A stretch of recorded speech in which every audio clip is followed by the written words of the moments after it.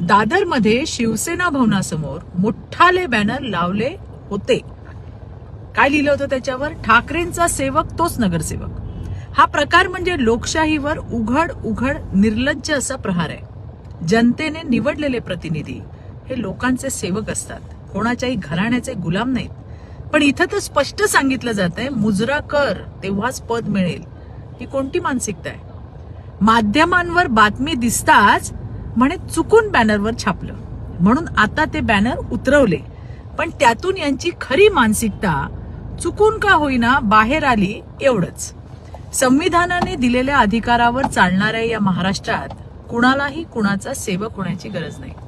जे हात जोडून उभे राहतील त्यांनाच पद देण्याची भाषा हा लोकशाहीचा अपमान आहे की नाही? आणि आज अशा घोषणा बिनधास्त लावल्या जात असतील तर ही धोक्याची घंटा आहे. संविधान वाचवाच्या बोंबा मारणाऱ्यांकडूनच संविधानाला धोका कसा निर्माण होतो हे या बॅनरने उघड झाले. लक्षात ठेवा, पालिकेत ठाकरेंचा नाही जनतेचा सेवक लोक निवडून देतील. धन्यवाद.